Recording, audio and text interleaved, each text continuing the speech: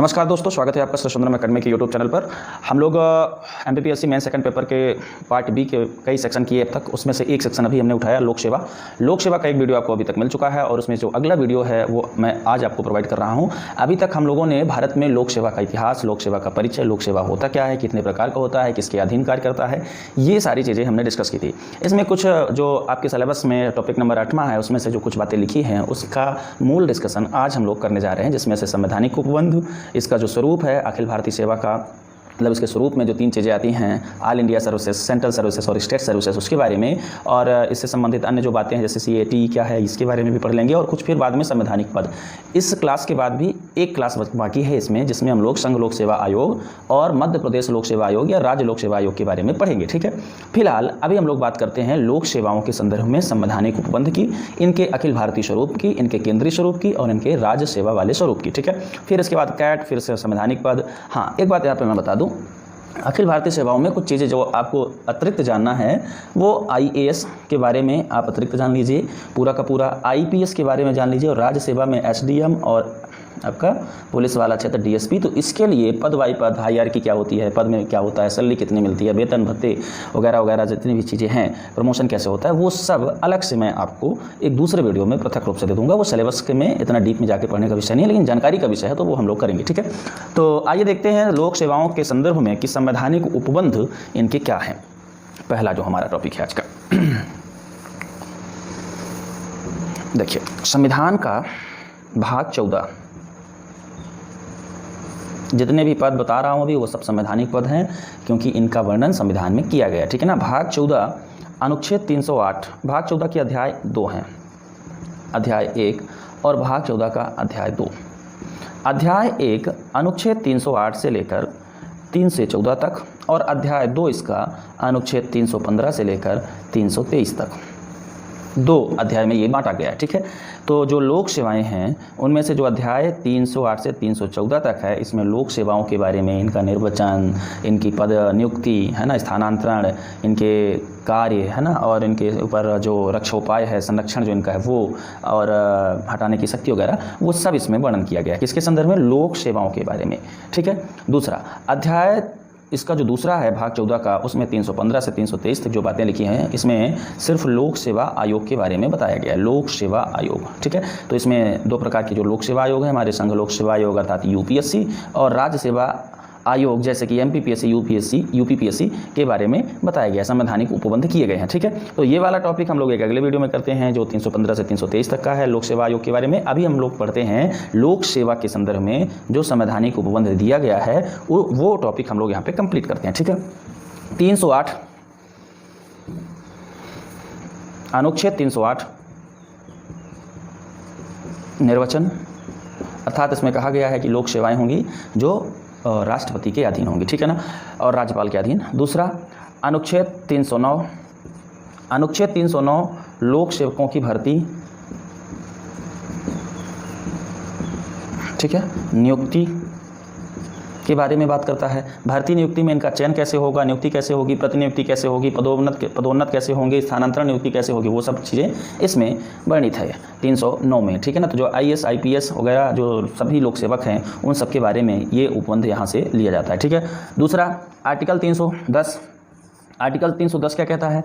Article 310 कहता है कि जो लोक सेवक होंगे, जो लोक सेवा का पद होगा, वो संवैधानिक पद राष्ट्रपति, केंद्र के स्तर पर, संघ के स्तर पर राष्ट्रपति, और राज्य सेवाओं के संदर्भ में राज्यपाल के प्रसाद पर्यंत होगा। जैसा कि कल हमने बताया था कि राष्ट्रपति के ही द्वारा निर्मित की जाती है कार्यपालिका, और कार्यपालिका के 2 हिस्से होते हैं, एक राजनीतिक कार्यपालिका, एक प्रशासनिक कार्यपालिका। तो राजनीतिक कार्यपालिका का हेड भी राष्ट्रपति होता है और प्रशासनिक कार्यपालिका का हेड भी राष्ट्रपति होता है। तो ये सब किस में आते हैं? प्रशासनिक कार्यपालिका में आते हैं। तो इनका हेड राष्ट्रपति है, और राज्य सेवाओं के संदर्भ में राज्यपाल है, जो कि राष्ट्रपति का ही राष्ट्रपति के ही प्रसाद पर्यंत कार्य करता है। दूसरी तरह हमने बताया था कि एक लोक सेवा है, दूसरी सैन्य सेवा है। तो लोक सेवा और सैन्य सेवा दोनों ही राष्ट्रपति के प्रति जवाबदेह होते हैं, उनके प्रसाद पर्यंत होते हैं। तो ये बात ध्यान रखिए कि अनुच्छेद 310 के तहत ही राष्ट्रपति और राज्यपाल के प्रति जवाबदेही भी इनकी होती है, और ये उसके प्रसाद पर्यंत कार्य करते हैं। ठीक है ना, मतलब जब तक वो चाहे तब तक ही वो कार्य पर रहेंगे, राष्ट्रपति या राज्यपाल उनको हटा सकते हैं। ठीक है, अगली बात,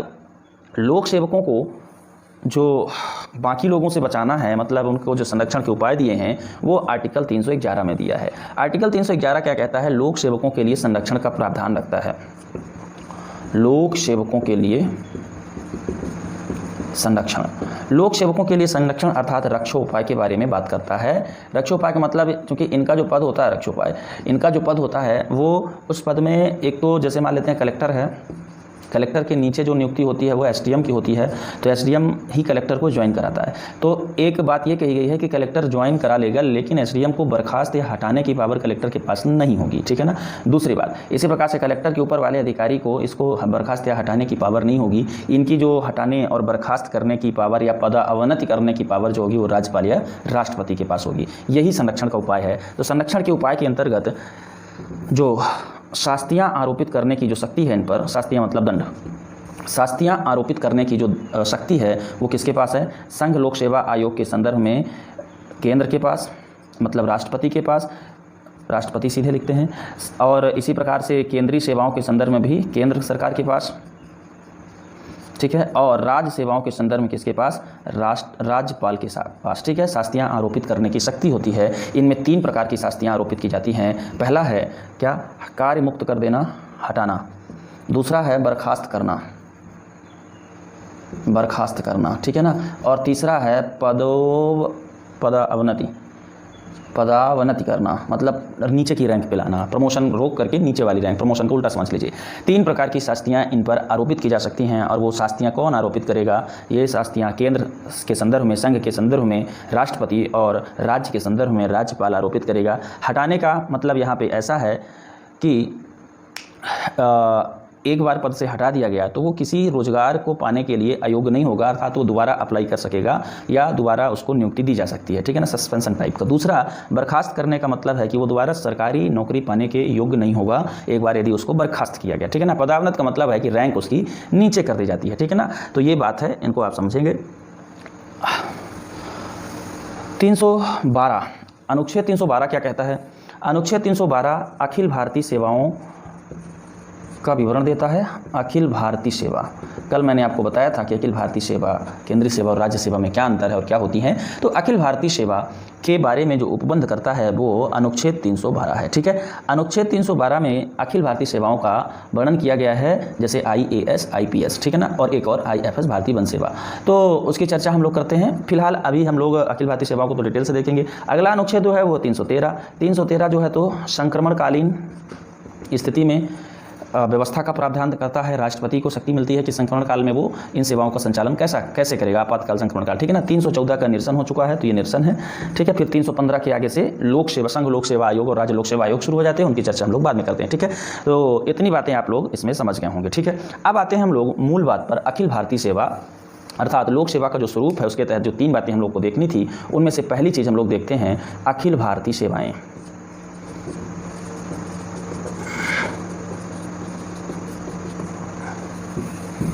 अखिल भारतीय सेवाएं,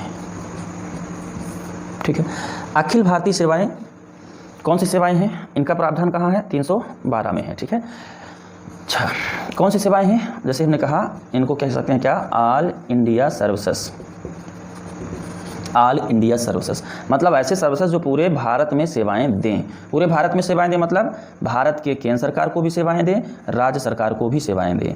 तो ऐसी सर्विसेज जो केंद्र और राज्य सरकार दोनों संगठन के अंतर्गत, दोनों संस्थाओं के अंतर्गत कार्य करें, उनको हम लोग कहते हैं अखिल भारतीय सेवाएं। अखिल भारतीय सेवाओं को ही आप लोग सामान्यतः UPSC, ठीक है ना, हालांकि UPSC और भी केंद्रीय परीक्षाओं का आयोजन करता है, लेकिन UPSC के अंतर्गत जो IAS, IPS और IFS भारतीय वन सेवा की परीक्षा होती है उनको रखा जाता है, ठीक है। तो अखिल भारतीय सेवाओं का जो जन्मदाता माना जाता है भारत में, वो कल हमने कहा था लोक सेवाओं का भारतीय जन्मदाता, उनमें से जो हमारे सरदार वल्लभ भाई पटेल हैं, सरदार वल्लभ भाई पटेल, ये भारत में अखिल भारतीय सेवाओं के जन्मदाता माने जाते हैं, ठीक है। अखिल भारतीय सेवाओं के अंतर्गत जो इनकी मतलब प्रावधान किया गया है संविधान में, इनके सृजन के बारे में जो प्रावधान किया गया है कि इनका सृजन कौन करता है ना, क्योंकि एक संवैधानिक पद है हम लोग देख रहे हैं, तो इनके सृजन के बारे में बात जो कही गई है, पहले मैं आपको वो बता देता हूँ कि 2 चीज़ें याद रखिएगा कि अखिल भारतीय सेवा है तो 312 आर्टिकल याद रखना है और संघ सूची याद रखना है, क्योंकि ये संघ सूची का विषय है, समवर्ती सूची का विषय नहीं है। ध्यान दीजिएगा कि केंद्र और राज्य दोनों में काम करता है, तो ये समवर्ती सूची का विषय, संघ सूची का विषय है और 7वीं अनुसूची में इनका विवरण दिया गया है। ठीक है ना, इतनी बातें आपको संविधान में AIS के बारे में, अखिल ऑल इंडिया सर्विसेज के बारे में याद रखना है। दूसरी चीज़, इनका जो सृजन होता है, मतलब नई ऑल इंडिया सर्विसेज का जो सृजन होता है वो संसद के द्वारा होता है। ठीक है, सृजन कौन कर सकता है? नई अखिल भारतीय सेवाओं का संसद सृजन कर सकती है। लेकिन संसद में 2 सदन होते हैं, लोकसभा और राज्यसभा। तो ध्यान दीजिएगा, केवल राज्यसभा ही इसके सृजन का शुभारंभ कर सकती है, अर्थात सृजन प्रारंभ करने संबंधित जो विधेयक लाया जाएगा वो पहले कहाँ पुरस्थापित किया जाएगा? राज्यसभा अर्थात उच्च सदन में ही रखा जाएगा। और उच्च सदन में ये जब 2/3 बहुमत से पारित हो जाएगा तब जाकर के ये पारित माना जाएगा और लोकसभा की स्वीकृति के लिए भेजा जाएगा, लोकसभा की स्वीकृति के लिए भेजा जाएगा। तो अखिल भारतीय सेवाओं के सृजन के संबंध में जो संवैधानिक प्रावधान किए गए हैं वो ये याद रखना है कि राज्यसभा में इससे संबंधित, प्रारंभ से संबंधित विधेयक लाया जाएगा और 2/3 बहुमत से यहाँ पारित होने के बाद, 2/3 बहुमत, विशेष बहुमत के पारित होने के बाद ये लोकसभा में स्वीकृति के लिए जाएगा। ठीक है ना, लोकसभा की सहमति अनिवार्य रखी गई है, ये बात भी ध्यान रखना है। तो ये अनिवार्य है, स्वीकृति अनिवार्य होना जरूरी है। ठीक है ना, भले ही पहले वहाँ लाया जा रहा हो। ये बातें आपको इसके सृजन के संदर्भ में याद रखनी है। दूसरी चीज़, जो अखिल भारतीय सेवा का रूल रेगुलेशन है जिसके तहत पहली बार अखिल भारतीय सेवाओं का सृजन किया गया, 1947 के बाद की बात हम लोग करेंगे, उसके पहले की बात इतिहास में हम लोग कर चुके हैं। तो 1950 में, 26 जनवरी 1950 में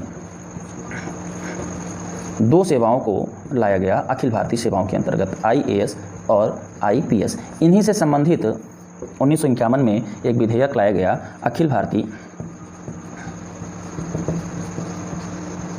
सेवा अधिनियम 1951। ठीक है, इसी के तहत इस सेवा का विनिमय किया जाता है। ठीक है ना, विनियमन किया जाता है, विनियमन किया जाता है। रूल रेगुलेशन पूरा यही डिसाइड करता है।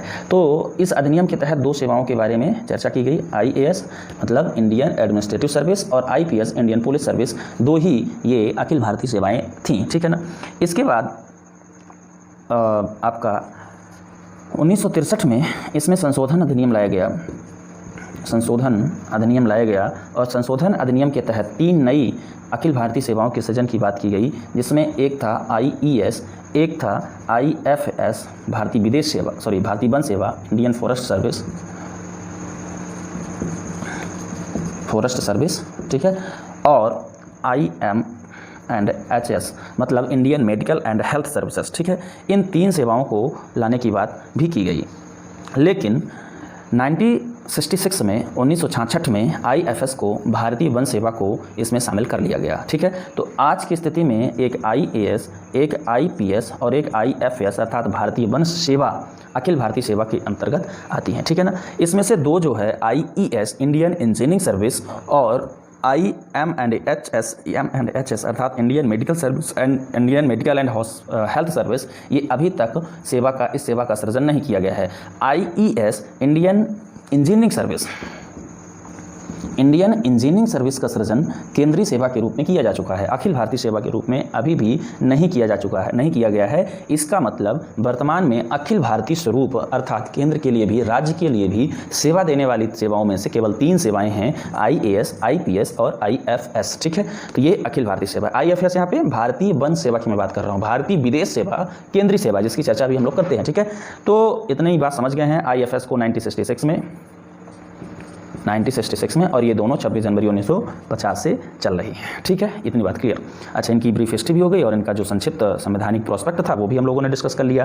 तो जिन 3 सेवाओं को 1963 के संशोधन में शामिल करने की बात की गई थी, उनमें से केवल एक को 1966 में शामिल किया गया, क्या? भारतीय वन सेवा परीक्षा। ठीक है, दूसरी चीज़ जो अखिल भारतीय सेवाओं के बारे में और आपको जानना है वो ये है, ध्यान से सुन लीजिए, कि अखिल भारतीय सेवा के जो सदस्य होते हैं वो पहले राज्य सरकारों के अधीन नियुक्त होते हैं, जैसे SDM की नियुक्ति, मतलब IAS में सिलेक्शन के बाद SDM की नियुक्ति। फिर वो केंद्र सरकार को भी अपनी सेवाएं देते हैं, सरकार को भी सेवाएं देते हैं, और राज्य में केंद्र के प्रतिनिधि के रूप में केंद्र के प्रतिनिधि के रूप में कार्य करते हैं। इनका जो सर्विस जो इनको प्रोवाइड होती है वो काडर के हिसाब से और 2017 के बाद के नियम के बाद काडर जोन के हिसाब से प्रोवाइड होती है। इसको मैं अलग से एक्सप्लेन कर दूंगा IAS वाले सेक्शन में, ठीक है। तो राज्य सरकारों के अधीन होते हैं पहले, फिर ये केंद्र सरकार को भी अपनी सेवाएं देते हैं। प्रमोशन के बाद केंद्र में भी ये ज्वाइन करते हैं। केंद्र के ये राज्य में प्रतिनिधि माने जाते हैं जो संघीय व्यवस्था को मजबूत करते हैं। किस व्यवस्था को? संघीय व्यवस्था को मजबूत करते हैं। संघीय व्यवस्था में राज्य स्वतंत्र नहीं होते हैं, केंद्र का प्रतिनिधि राज्यों का संचालन करता है, जैसे कि राज्यपाल। उसी प्रकार से ये क्या करते हैं? संघीय व्यवस्था को मजबूत करते हैं, ठीक है। एक बात। दूसरी बात, ये दोनों के प्रति, केंद्र और राज्य दोनों के प्रति लायबल होते हैं। जवाबदेही इनकी जो होती है केंद्र और राज्य दोनों के प्रति होती है। वेतन भत्तों की बात कर लें, वेतन भत्ते की यदि हम लोग बात कर लें तो AIS मतलब all India services, Akhil Bharatiya सेवाओं के जो पोस्ट हैं तीनों, IAS, IPS और IFS, इनकी जो सैलरी होती है, इनका जो वेतन और भत्ता होता है, वो जब ये राज्य सेवा के अधीन कार्य कर रहे होते हैं तो राज्य सेवाओं के द्वारा, और जब ये केंद्र सेवाओं के अधीन कार्य कर रहे होते हैं, मतलब केंद्र के अधीन कार्य कर रहे होते हैं, तो केंद्र के द्वारा दिया जाता है। तो मुख्य रूप से जब ये SDM के रूप में, IAS के रूप में, IFS के रूप में और IPS के रूप में कार्य कर रहे होते हैं तो इनकी जो वेतन भत्ते होती है वो राज्य सरकारों द्वारा दिया जाता है, ठीक है। नियंत्रण इनमें दोनों का होता है, राज्य सरकार का भी नियंत्रण होता है और केंद्र सरकार का भी नियंत्रण होता है। और शास्तियों का आरोपण यदि हम लोग बात करें, इन पर दंड आरोपित कर सकता है केवल केंद्र सरकार, वो भी कौन? केवल राष्ट्रपति ही इन पे दंड आरोपित कर सकते हैं। अर्थात जो अखिल भारतीय सेवाओं को दंडित करने की जो बात है IAS, IFS और IPS को, वो कौन कर सकता है? केवल राष्ट्रपति कर सकता है। केंद्र सरकार कर सकती है। राज्यों को शास्तियाँ आरोपित करने की शक्ति यहाँ पे इनको नहीं दी गई है, ठीक है। ये बात आपको ध्यान रखना है। तो ये थी बात अखिल भारतीय सेवाओं के बारे में।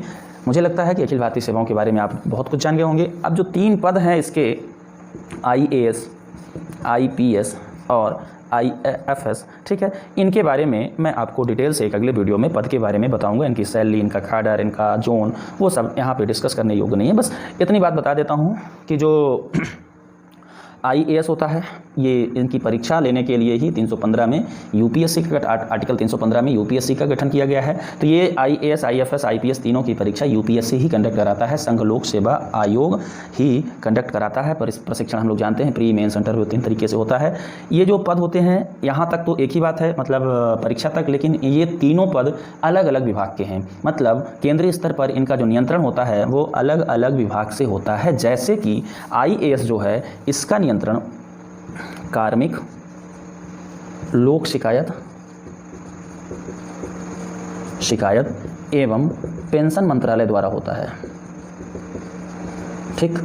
IAS का नियंत्रण कार्मिक, लोक शिकायत एवं पेंशन मंत्रालय द्वारा होता है। इसके भी 3 भाग हैं इस मंत्रालय के। उसमें से जो कार्मिक मंत्रालय है, या कार्मिक विभाग है, मंत्रालय कहना ठीक नहीं रहेगा, तो जो कार्मिक विभाग है उस कार्मिक विभाग के तहत ही IAS का नियंत्रण होता है, ठीक है। तो इसका जो मंत्रालय कौन सा है, यदि हम लोग IAS की बात करें, भारतीय प्रशासनिक सेवा की बात करें, तो कार्मिक, लोक शिकायत एवं पेंशन मंत्रालय के अधीन कार्मिक विभाग के अंतर्गत ये लोग आते हैं, नियंत्रण स्थापित करते हैं, ठीक है। दूसरा अच्छा, इनकी ट्रेनिंग की भी बात, तो हम लोग जानते हैं कि IAS की ट्रेनिंग जो होती है तो लाल बहादुर शास्त्री एडमिनिस्ट्रेटिव लवासना, है ना, यहाँ होती है मसूरी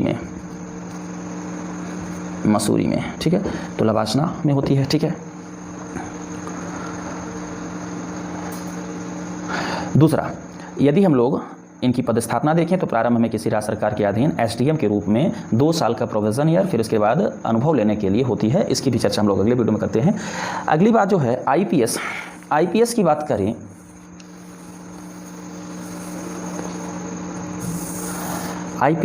तो IPS की भी परीक्षा वही होती है जो UPSC के द्वारा कंडक्ट कराई जाती है, प्री मेंस इंटरव्यू। लेकिन इनका जो विभाग होता है वो क्या होता है? गृह मंत्रालय होता है।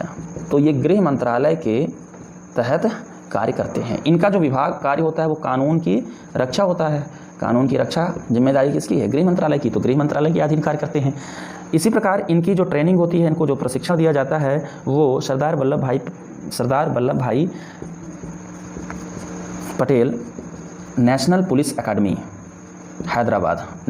एकेडमी हैदराबाद में होती है, ठीक है। तो ये हैदराबाद में इनको प्रशिक्षण मिलता है। इसी प्रकार यदि हम लोग IFS की बात करें तो IFS जो होता है तो इसका जो मंत्रालय होता है वो अलग होता है। ये किस मंत्रालय के तहत है? तो यह पर्यावरण और वन मंत्रालय, जो पूरा नाम इस प्रकार से है, पर्यावरण, वन एवं जलवायु परिवर्तन मंत्रालय के अधीन ये कार्य करते हैं। जाहिर सी बात है वन विभाग के अंतर्गत आएगा ये, ठीक है। और इनका जो प्रशिक्षण होता है वो Indira Gandhi national forest academy Uttarakhand में ही होता है, ठीक है ना। तो Indira Gandhi national forest academy में इनका प्रशिक्षण होता है। क्लियर। तो ये बातें थी किसके संदर्भ में, अखिल भारतीय सेवाओं की जो 3 सेवाएं हैं उनके बारे में ये बात हम लोग समझ चुके हैं, ठीक है। यदि हम लोग इनके कार्य की प्रकृति की बात करें तो हम लोग जानते हैं कि ये सीनियरिटी के आधार पर कार्य करते हैं, मतलब इनका एक हायरार्की लेवल होता है, उस हायरार्की पर एक दूसरे के ऊपर इनका नियंत्रण होता है। तो जूनियर ऑफिसर्स जो होते हैं वो प्रोफेशन से शुरू करते हैं और सीनियर ऑफिसर तक इनका प्रमोशन होता है, कैडर के हिसाब से पद मिलता है। ये सारी चीज़ें हम लोग बाद में समझेंगे। अभी हम लोग बात करते हैं दूसरी जो सेवाएँ हैं वो केंद्र सेवाओं की, ठीक है। केंद्र सेवाएं कौन कौन सी केंद्र सेवाएं हैं और केंद्र सेवाएं किनको हम लोग कहेंगे। तो केंद्रीय सेवा किनको कहते हैं, केंद्रीय सेवा उनको कहते हैं जो नियुक्त होते हैं केवल और केवल केंद्र सरकार के लिए। अखिल भारतीय सेवा किसके लिए, केंद्र और राज्य दोनों के लिए। और केंद्र सेवाओं में नियुक्त व्यक्ति किसके लिए, केंद्र सरकार के लिए ही केवल काम करते हैं। इनकी नियुक्ति केवल केंद्र सरकार के लिए होती है, ठीक है ना। तो केंद्र सरकार के लिए काम करते हैं तो केंद्रीय सेवाएं इनको कहे जाती हैं, कहलाती हैं, ठीक है ना। तो इन पर नियंत्रण केवल केंद्र सरकार का होता है, राष्ट्रपति का हो सकता है, सरकार का भी हो सकता है, 2 प्रकार की इसमें भी हो सकती हैं। लेकिन जो संवैधानिक पद हैं उस पर राष्ट्रपति का ही नियंत्रण होता है, ये बात आपको ध्यान में रखना है, ठीक है। अच्छा, तो थोड़ा सा केंद्रीय सेवाओं के बारे में मैं आपको बता दूं, इनकी जो थोड़ा हिस्ट्री है। स्वतंत्रता के पहले यदि हम लोग बात कर लें तो स्वतंत्रता के पहले यहाँ पे 3-4 प्रकार की केंद्रीय सेवाएं बनाई गई थी। पहले प्रथम श्रेणी की, फिर द्वितीय श्रेणी की, फिर अधीनस्थ सेवा, है ना, सेकंड, मतलब यहाँ पे मैं ऐसे लिख दे रहा हूँ, प्रथम श्रेणी की, द्वितीय श्रेणी की, फिर अधीनस्थ सेवा और इसके बाद निम्न केंद्रीय सेवा। 4 प्रकार की ये सेवाएं होती थी, ठीक है। 1947 में जब देश आज़ाद हुआ तो इसको प्रथम श्रेणी, द्वितीय श्रेणी, इसको क्या कर दिया, प्रथम श्रेणी, द्वितीय श्रेणी और इन दोनों को अधीनस्थ और निम्न से हटाकर तृतीय श्रेणी और चतुर्थ श्रेणी कर दिया गया। 1947 में 1946 में जो पहला वेतन आयोग आया उसके सिफारिशों के आधार पर, ठीक है। तो केंद्रीय सेवाओं के बारे में बात करें तो स्वतंत्रता के पहले 4 प्रकार की सेवाएं, प्रथम श्रेणी की सेवाएं, द्वितीय श्रेणी की सेवाएं, अधीनस्थ सेवाएं और निम्न सेवाएं। और इसके बाद 1947 में 1946 के प्रथम वेतन आयोग की सिफारिशों के आधार पर अधीनस्थ सेवा और निम्न सेवा से शब्द को समाप्त करके तृतीय वर्ग और चतुर्थ वर्ग की सेवाएं रख कर दिया गया, ठीक है। एक परिवर्तन 1974 में फिर से होता है।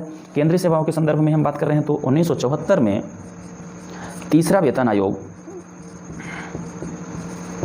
जो कि 1973 में गठित किया गया था, के सिफारिशों के आधार पर इन सेवाओं को फिर से 4 ग्रुप में बांट दिया गया। अब जो है तो श्रेणी हटा करके ग्रुप शब्द लाया गया, group first, group second, group third, group fourth, ठीक है, ऐसा समझ लीजिए, ठीक है। तो ग्रुप 1 के अंतर्गत जो पद आते हैं उनमें से IFS हो गया, विदेश सेवा हो गया, इंजीनियरिंग सर्विस हो गई, ठीक है। ग्रुप 1 के अंतर्गत जो आते हैं तो इसी प्रकार से सेवाएं रखी गई हैं। भारतीय कस्टम एवं एक्साइज सेवा हो गया, ठीक है, भारतीय प्रतिरक्षा लेखा सेवा हो गया, ये सारी चीज़ें इसमें आती हैं, इनकम टैक्स वाले। दूसरा ग्रुप बी में कई पद रखे गए हैं, जैसे मतलब केंद्र शासित प्रदेशों की जो आपका प्रशासनिक अधिकारी होते हैं वो, ठीक है। ग्रुप 3 और ग्रुप 4 में जो है तो कई इसमें पद आते हैं जो ये आपका क्लर्क के लेवल की पद होते हैं, और ये जो होती हैं तो भृत्य के लेवल की जो पद होते हैं उसमें ग्रुप 4 को रखा जाता है। UPSC ग्रुप 4 का नहीं कंडक्ट कराती है, ग्रुप A और ग्रुप B मतलब ग्रुप 1 और 2 को ही कंडक्ट कराती है ना। ABC नाम है, ABCD 4 ग्रुप को बांट दिया गया। तो वर्तमान में यही चीज़ें हैं कि केंद्रीय सेवाएं 4 ग्रुप में बटी हुई हैं, ठीक है। अब मैं आपको यहाँ पे ये बता दूं कि कौन कौन सी सेवाएं हैं जिनको आप केंद्रीय सेवा के रूप में समझेंगे। तो आइए देख लेते हैं कि कौन कौन सी सेवाएं हैं जिनको हम लोग केंद्रीय सेवा के रूप में जानते हैं। तो उन केंद्रीय सेवाओं के उदाहरण देते हैं। अच्छा, केंद्रीय सेवाओं का संवैधानिक प्रोस्पेक्ट हो ये जरूरी नहीं है, ठीक है ना, ये बात ध्यान रखिएगा। ये केंद्र सरकार के द्वारा दोनों प्रकार के हो सकते हैं, संवैधानिक भी हो सकता है और गैर संवैधानिक मतलब अधिनियम के तहत लाया गया भी हो सकता है जो संविधान में दर्ज ना हो, ठीक है। खैर, इसमें से जो पद हैं, जो केंद्रीय सेवाओं के अधीन जो पद हैं उनकी यदि हम लोग चर्चा करें, कैग का जो अधिकारी होता है ना। दूसरा IFS भारतीय विदेश सेवा एक केंद्रीय सेवा है, केंद्र सरकार के लिए कार्य करती है, इससे राज्य सरकारों का कोई मतलब नहीं है। भारतीय विदेश सेवा विदेश मंत्रालय के तहत, ठीक है ना। कैग वाला जो नियंत्रण महालेखा परीक्षक का पद है वो, ठीक है ना, संवैधानिक है। दूसरा जो भारतीय कस्टम एवं एक्साइज सेवा है, भारतीय कस्टम एंड एक्साइज सर्विसेज, ठीक है ना, ICES भारतीय कस्टम एंड एक्साइज सर्विसेज, ये किसमें है, ये आपकी केंद्रीय सर्विसेज है। इसी प्रकार से IAAS Indian audit and account services, Indian audit and account services अर्थात भारतीय ऑडिट एवं अकाउंट सेवा, ये भी केंद्रीय सेवा है। इसी प्रकार से हम लोग ITOS की बात कर लें, मतलब आयकर अधिकारी, इंडियन टैक्स ऑफिसर सर्विसेज जो है वो ITS कहते थे इसको संदर्भ में, इंडियन टैक्स सर्विसेज, है ना। तो भारतीय आयकर जो सेवा है वो भी इसी के अंतर्गत आती है। भारतीय प्रतिरक्षा लेखा सेवा Indian defence account services IDS, वो भी इसमें आता है। IDAS, Indian defence account services, ठीक है, ये इसमें आता है। इसके अलावा IES, जैसा हमने बताया, इंडियन इंजीनियरिंग सर्विस, और IECOS मतलब इंडियन इकोनॉमिक सर्विस, ये भी क्या है, केंद्रीय पद हैं, है ना। सेंट्रल लॉ सर्विसेज, केंद्रीय, जिसमें लगा होगा वो सारे पद केंद्र सरकार के अधीन है, आप निस्संदेह रहें, ठीक है। भारतीय डाक सेवा, केंद्रीय विधि सेवा, है ना। सेंट्रल सांख्यिकी मतलब केंद्रीय सांख्यिकी स्टैटिस्टिक्स सर्विसेज, है ना। तो केंद्रीय सांख्यिकी सेवा, ये सारी सेवा किसमें है, ये सारी सेवा बोल रहा हूँ मैं, आप लोग लिख लीजिएगा, ये सारी सेवा जो है तो केंद्रीय सेवा के अधीन कार्य करते हैं।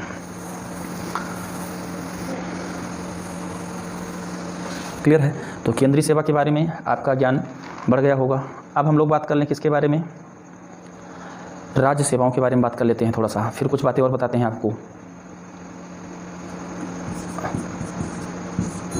राज्य सेवाएं क्या कार्य करती हैं, किसके लिए कार्य करती हैं, और ये किसके अधीन कार्य करती हैं, ये जानना आपके लिए ज़रूरी है। तो राज्य सेवाएं जो होती हैं तो सामान्यतः कौन सी सेवाएं होती हैं, राज्य सिविल सेवा, इसको हम लोग क्या कहते हैं, राज्य सिविल सेवा। इसमें तीन चार प्रकार की सेवाएं आती हैं, जिनको राज्य का लोक सेवा आयोग, जैसे MP का MPPSC है ना, MPPSC लेता है, महाराष्ट्र का MPSC लेता है, इस प्रकार से इसमें आती हैं सेवाएं। इनका ये संवैधानिक होते हैं, 315 से 23 तक इनका भी विवरण मिलता है आपको, ठीक है। और ये राज्य सूची के विषय के अंतर्गत आते हैं, ये बताने की जरूरत नहीं है, जो कि राज्य सिविल सेवा है, ठीक है। ये बात है। दूसरी बात क्या है इसमें कि इसमें जो इनका उत्तरदायित्व होता है वो राज्यपाल के अधीन होता है, ये भी बताने की जरूरत नहीं, पहले बता चुके हैं कि राज्यपाल इनका सर्वेसर्वा होता है, राज्यपाल इनको नियुक्ति करता है, राज्यपाल इनकी पदस्थापना कर सकता है और शास्तियाँ आरोपित कर सकता है, ये सब राज्यपाल। यहाँ पे बताने की आपको जरूरत है कि राज्य सिविल सेवा कितने भागों में बटी होती है, वो थोड़ा सा समझ लेते हैं। तो एक तो आपका प्रशासनिक सेवा में बटी होती है, राज्य प्रशासनिक सेवा का जो सबसे बड़ा अधिकारी है वो SDM है, ठीक है। दूसरा राज्य पुलिस सेवा में बटी होती है, राज्य पुलिस सेवा, जिसका सबसे बड़ा अधिकारी DSP है, ठीक है। इसी प्रकार से राज्य वन सेवा, ये सारी परीक्षाएं MP के संदर्भ में MPPSC, बाकी राज्यों में उन PSC के द्वारा आयोजित किया जाता है, राज्य वन सेवा, ठीक है। इसी प्रकार से राज्य कृषि सेवा, ठीक है। राज्य आप ऐसा समझ लीजिए कि राज्य सूची के विषय में आने वाले विषय को इसमें सीधे ट्रांसफर कर देना है, ठीक है ना। प्रशासनिक सेवा राज्य की पुलिस सेवा, राज्य का वन सेवा, राज्य की कृषि सेवा, राज्य की चिकित्सा सेवा, राज्य की शिक्षा सेवा, राज्य की न्यायिक सेवा बचा हुआ है ना, तो न्यायिक सेवा राज्य की, ठीक है। अच्छा, केंद्र की भी न्यायिक सेवा है, इसमें मैं उधर बताया नहीं था, जो आपका कहना चाहिए कि केंद्रीय न्यायिक सेवा जो है वो केंद्र सरकार की है, जिसमें सबसे बड़ा पद जिला अधिकारी का होता है, जिला न्यायिक अधिकारी का होता है, जिला मजिस्ट्रेट का होता है, ठीक है। तो न्यायिक सेवा के अधीन, ये बात आपको समझ रहे हैं। दूसरी बात, इसमें राज्य की अभियांत्रिकी सेवा, तमाम इस प्रकार की पोस्ट जो राज्य के अधीन है वो आती है। राज्य की अभियांत्रिकी मतलब स्टेट इंजीनियरिंग सर्विसेज भी होता है केंद्रीय के जैसे ही, ठीक है। शिक्षा सेवा, इसमें भी 4 ग्रुप होते हैं वर्तमान में, group A, group B, group C, group D के अधीन इसमें भर्ती होती है। ग्रुप A और B जो होते हैं तो इसमें भी राजपत्रित होते हैं, गजटेड होते हैं, वहाँ भी आपको ये बात ध्यान रखना है कि गजटेड होते हैं। इनकी जो सेवाएं होती हैं वो आपको कौन लेता है, इनकी सेवाएं राज्य की कार्यपालिका के अधीन होती हैं। राज्य की कार्यपालिका के अधीन मतलब राज्य के राज्यपाल के अधीन होती हैं। यहाँ पर राज्य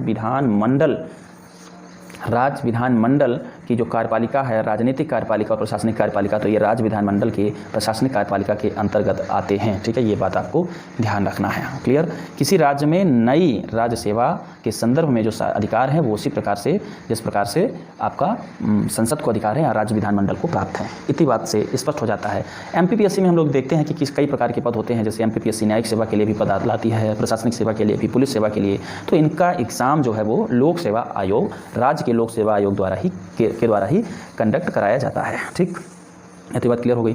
तो अब हम लोग यदि देखें तो वीडियो प्रारंभ करने से पहले हमने आपको बताया था कि इसके बारे में हम पूरी जानकारी देंगे। तो यहाँ पर यदि आपको देखा जाए तो आप all India services, central services और स्टेट सर्विसेज के बारे में पूरी जानकारी प्राप्त कर चुके हैं। कुछ जानकारी अभी मैं आपको ऐसे ही देना चाहता हूं, जैसे कि अभी मैं आपको आईएएस के बारे में पूरी जानकारी दूंगा, इनके प्रमोशन शुरू से लेकर के प्रमोशन तक, सैलरी वगैरह सारी चीज़ें। आईपीएस के बारे में आपको पूरा पुलिस विभाग की पूरी जानकारी दे दूंगा। इसके अलावा भी यदि आप कुछ जानना चाहते हैं तो आप हमें कमेंट सेक्शन में बताएं। एक चीज़ है जो इसी विभाग से संबंधित है, उसकी चर्चा हम लोग कर लेते हैं। वो ये है कि जो एक ट्राइब्यूनल बनाया गया है, बहुत ही इम्पोर्टेंट है, ठीक है, CAT एक ट्राइब्यूनल है, जैसा कि यहाँ पे दिख रहा है, सेंट्रल एडमिनिस्ट्रेटिव ट्राइब्यूनल। क्या कहेंगे उसको? Central administrative tribunal.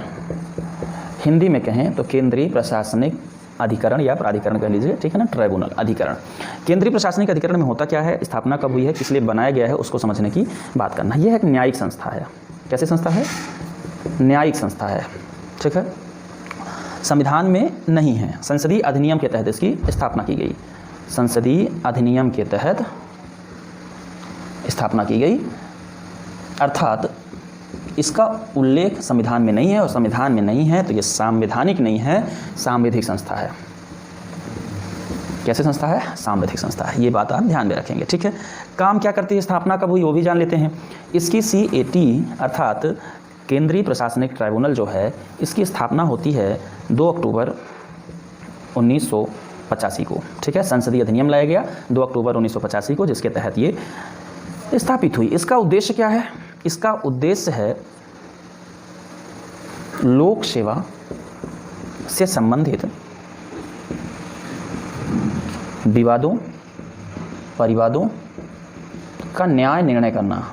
अर्थात यदि लोक सेवकों के बीच कोई झगड़ा होता है, लोक सेवकों का सरकार से कोई विवाद होता है, लोक सेवकों का उनके अधिकारियों से कोई विवाद होता है, तो इस प्रकार के विवादों का निपटारा हाई कोर्ट, जिला न्यायालय में नहीं किया जाएगा, बल्कि इस अधिकरण में किया जाएगा, CAT में किया जाएगा, ठीक है। 2 IAS आपस में लड़ते हैं, या ऐसा समझ लीजिए कि राज्य और IAS या IPS या SDM के बीच जब टकराव होता है तो इसकी शिकायत जो होती है वो CAT में की जाती है। ये मामले जो हैं तो कहाँ जाएंगे? सभी मामले CAT में जाएंगे, इनका निपटारा CAT के द्वारा किया जाएगा। ये कोर्ट में नहीं जाएंगे, सिवाय सुप्रीम कोर्ट के। अंतिम जो मतलब सुनवाई है उसमें सुप्रीम कोर्ट को रखा गया है, ठीक है, कि यदि CAT के द्वारा कोई असंतुष्ट व्यक्ति होगा तो वो केवल कहाँ जा सकेगा? वो केवल सुप्रीम कोर्ट में जा सकेगा। आर्टिकल 32 और आर्टिकल 136 के तहत, संविधान के आर्टिकल संवैधानिक उपचारों का अधिकार, उसी प्रकार से राज्य के संदर्भ में 136 के तहत ही वो कहाँ जा सकेगा? CAT में, सुप्रीम कोर्ट में जा सकेगा, ठीक है। ये बात लोक सेवकों के लिए लागू होती है, ठीक है, ध्यान दीजिएगा। इसमें जो शामिल नहीं है वो मैं आपको बता दूं कि बात किसके संदर्भ में नहीं लागू होती, तो किसी भी सैन्य बल के संदर्भ में, कोर्ट के संदर्भ में, संसद और विधानमंडल में काम करने वाले के सचिवालय में काम करने वाले कर्मचारियों पर लागू नहीं होती, केवल पब्लिक सर्विसेज के बारे में लागू होती है, ठीक है। ये एक बात आप समझ गए हैं, ठीक है। लोक सेवकों की स्वतंत्र भर्ती जो है तो UPSC और MPPSC के द्वारा या राज्य के लोक सेवकों के द्वारा होती है, अतः इनका जो विवाद निपटान होता है वो CAT के द्वारा ही किया जाता है, ठीक है। एक टॉपिक इसमें हमें और डिस्कस कर लेना है, वो है संवैधानिक पद। आपके सिलेबस में दिया है, बहुत बड़ी बला नहीं है, छोटी सी चीज़ है, समझ लेते हैं। क्या क्या समझना है इसमें संवैधानिक पदों के अंतर्गत आपको ये समझना है कि संवैधानिक पद होते क्या हैं, ठीक है, इनकी भूमिका क्या होती है और कार्य की प्रकृति क्या होती है। 3 चीज़ें आपके सिलेबस में दिया गया है। तो देखिए, संवैधानिक पद जो होते हैं ऐसे पद होते हैं जिनका उल्लेख कहीं ना कहीं संविधान में किया गया है। उल्लेखित पद ही संवैधानिक पद होते हैं। इस हिसाब से पद 2 प्रकार के होते हैं, संवैधानिक और गैर संवैधानिक, ठीक है ना। गैर संवैधानिक सांविधिक हो सकते हैं, ये बात ध्यान रखना है। सांविधिक मतलब किसी अधिनियम के तहत उनका प्रावधान किया गया हो, ठीक है। जैसे मान लेते हैं कि भारत का निर्वाचन आयोग क्या है? संवैधानिक पद है। भारत का निर्वाचन आयुक्त जो होगा वो संवैधानिक पद है, और इसी प्रकार से नीति आयोग जो है वो गैर संवैधानिक है। तो संवैधानिक पद वो पद होते हैं जिनका उल्लेख संविधान में किया गया होता है, जैसे निर्वाचन आयोग हो गया, निर्वाचन आयुक्त, जैसे UPSC MPPSC का अध्यक्ष हो गया, जैसे वित्त आयोग का अध्यक्ष हो गया, SC ST आयोग के अध्यक्ष हो गए, भाषाई अल्पसंख्यक वर्ग के आयोग के अध्यक्ष हो गए, है ना, कैग का अध्यक्ष, कैग हो गया, CAG हो गया, ठीक है ना, अटॉर्नी जनरल ऑफ इंडिया हो गया, ठीक है। इसी प्रकार से आपका सहकारी समितियों के अध्यक्ष हो गए, राज भाषा आयोग के अध्यक्ष हो गए, है ना, लोक सेवा से संबंधित लोक सेवा आयोग से वो तो बात कर चुके हैं, ठीक है ना, वो हो गए। केंद्रीय सेवा जो इसी प्रकार की कुछ हैं उनके जिनका संविधान में उल्लेख किया गया है, वो ये सब क्या है? ये सब संवैधानिक पद के अंतर्गत आते हैं। जो संवैधानिक पद नहीं है उनकी यदि हम लोग बात करें तो बहुत सारे ऐसे पद हैं जिनके संवैधानिक पद के अंतर्गत नहीं आते हैं। फिलहाल हमें चर्चा करना है संवैधानिक पदों की। तो संवैधानिक पदों की जो भूमिका होती है वो कहीं ना कहीं ये संविधान में एक विशेष कार्य के लिए उल्लेखित होते हैं। यदि संविधान में विशेष कार्य के लिए उल्लेखित हैं तो संविधान उनके ऊपर वो जिम्मेदारी देती है, जैसे निर्वाचन आयुक्त के ऊपर निष्पक्ष निर्वाचन की जिम्मेदारी दी जाती है, ठीक है ना। तो संविधान के प्रति उत्तरदायी होते हैं, राष्ट्रपति के प्रति उत्तरदायी होते हैं, नियुक्त करने वाली संस्था के प्रति जवाबदेह होते हैं, ठीक है ना। इसी प्रकार से यदि हम लोग बात करें तो कार्य इनका जो होता है वो इनका कार्य अलग अलग होता है। निर्वाचन आयोग का कार्य अलग है और यूपीएससी, एमपीपीएससी या राज्य लोक सेवाओं के अध्यक्ष का कार्य अलग अलग है, लेकिन फिर भी ये संविधान की रक्षा के लिए, संविधान में उल्लेखित कार्य किस लिए ये कार्य करते हैं, अलग अलग करके आप बता सकते हैं कि इनका ये काम होता है। कार्य की जो प्रकृति होती है वो संवैधानिक प्रकार की होती है, राष्ट्रपति के दिशा निर्देशानुसार कार्यपालिका, राष्ट्रपति या राज्यपाल के कार्यपालिका के अधीन ये कार्य करते हैं, कार्यपालिका के रूप में काम करते हैं। कार्यपालिका के रूप में दो प्रकार के काम होते हैं। देखिए, एक विधि निर्माण होता है, कार्यपालिका की बात नहीं कर रहा हूँ, सॉरी, संवैधानिक रूप से दो कार्य होते हैं, एक विधि निर्माण होता है, दूसरा कार्यपालिकी और तीसरा न्यायिक कार्य होता है। तो ये तीनों प्रकार के कार्य करते हैं। विधि निर्माण में देखा जाए तो उच्च अधिकारी जैसे सचिव आदि कार्य करते हैं, विधि निर्माण में भूमिका निभाते हैं। कार्यपालिकी रूप से देखा जाए तो IAS IPS कार्य करते हैं। न्यायिक रूप से देखा जाए तो न्यायपालिका के कर्मचारी, अधिकारी, न्यायाधीश वगैरह जो कि संवैधानिक है वो कार्य करते हैं। तो संवैधानिक पदों को हम लोग कार्यों को, कार्य की इनकी प्रकृति को तीन भागों में बांट सकते हैं, विधि निर्माण, कार्यपालिकी और न्यायिक कार्य ये करते हैं, ठीक है। तो बहुत सारे संवैधानिक पद आपके कोर्स में हैं, उनको आप पढ़ेंगे तो समझ जाएंगे। ये यहाँ से टॉपिक समाप्त होता है। अगले टॉपिक में जो सिलेबस से जो टॉपिक है वो ये है कि हम संघ लोक सेवा आयोग और राज्य लोक सेवा आयोग में MPPSC के बारे में जानें। तो अगला टॉपिक जो हमारा होगा, अगला वीडियो UPSC MPPSC के बारे में होगा। इसके बाद मैं आपको दो वीडियो और दूंगा, जिसमें एक वीडियो में पूरा IAS के बारे में जानकारी होगी और दूसरा एक IPS के बारे में, अर्थात पुलिस सेवा के बारे में पूरी जानकारी मैं उपलब्ध कराऊंगा। आज के लिए इतना ही दोस्तों। ये क्लास एक बहुत ही इंपॉर्टेंट क्लास थी, आपके लिए ज़रूरी है तो आपके दोस्त के लिए भी ज़रूरी हो सकती है। तो इस वीडियो को आप अपने दोस्तों तक शेयर कीजिए। वीडियो आपको पसंद आया है तो लाइक कीजिए। यदि आपको कोई चीज़ और चाहिए, कुछ और चाहते हैं तो हमें कमेंट करके बताएं। और सबसे महत्वपूर्ण बात, यदि अभी तक आपने इस चैनल को सब्सक्राइब नहीं किया है तो चैनल सब्सक्राइब कीजिए। बहुत बहुत धन्यवाद। आपका दिन शुभ हो।